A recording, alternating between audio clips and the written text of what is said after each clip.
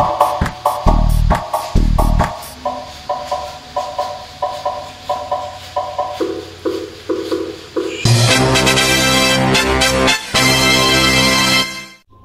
what's up again mga karuder, magandang umaga, magandang hapon, magandang gabi sa ating lahat na manonood dito sa video na to. Alright, so ito lalagyan namin to ng moldings, edging, yung nasa corner, tinatawag natin cornisa. So mahirap maglagay yan kung wala kang gamit na gagamitin. Alright, so ito nga ang sinasabi kong ginamit namin para lang ma-eksakto namin yung mga corner ng mga cornesa. So ayun, nagpuputol ng mga kasama ko dito. Actually nakalagay na kami ng corner, kaya lang dito naisipan kong mag-video para ipakita ko sa inyo kung paano may ginawa tong pagkakabit namin ng cornesa. Alright.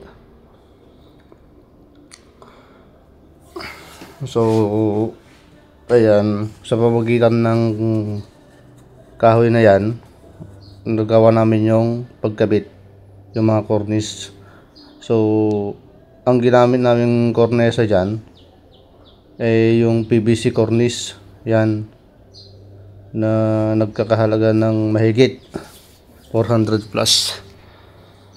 Alright, hindi kahoy ang ginamit namin dyan kundi PVC cornice. Mahirap maglagay ng ganyan kasi ang lapad niyan nasa 3 pulgada, kaya yan mahirap. Kaya gumawa ko ng paraan para may kabit kami ng maayos ang cornesa. So napakasimpleng kahoy lang yan, pasimpleng pamamaraan, pero malaki ang pakinabang sa pagkukornesa. Ayan, okay. Tapos mga pako, naglagay kami ng mga guide naming mga pako dyan para hindi mahulog yung cornesa, kasi hindi namin pinapako yung cornesa na yan. So meron kaming ginamit para may lagay namin yan. So ipapakita ko mamaya kung ano yung ginamit namin.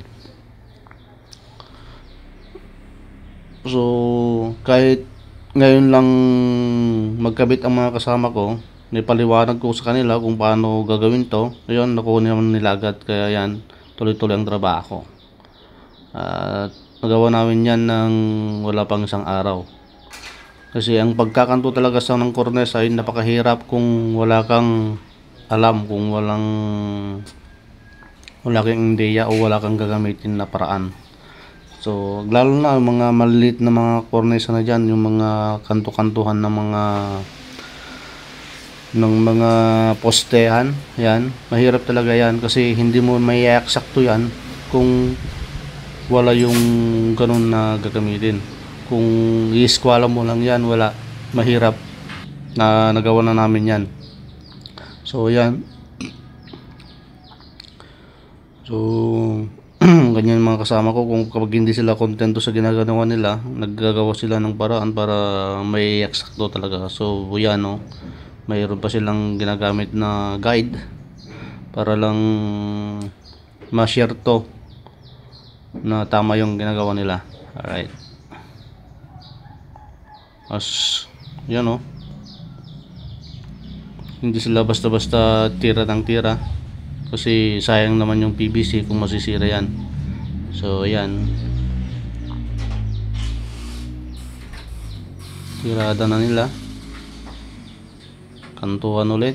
So ganyan ang paggamit ng ganyang parang. Oo nga pala, kung ano yung size ng ng cornesa, yung lapad ng cornesa, ganun din ang lapad ang gagawin yung pagkantuhan dyan sa ginamit namin kahoy dyan. Kung gusto nyong malaman kung paano yan, comment kayo at gagawan ko ng video yan.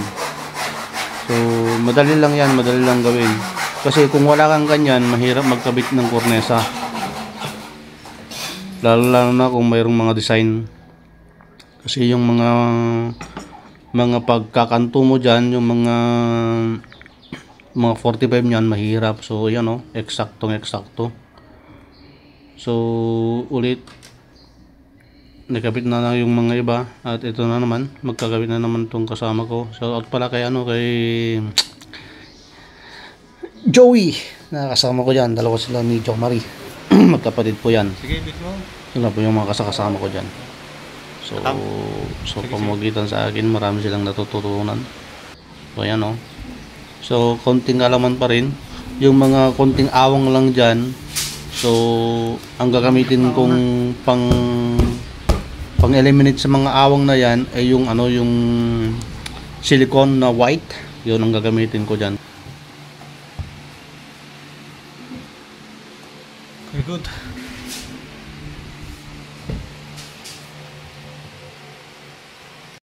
Alright, so ito lang ang outcome ng ginawa namin paglalagay ng cornice dito sa gilid ng PVC panel. Alright, so napakagandang tingnan. So ito yung ginamit namin para may top yung PVC cornice. Alright, so yan.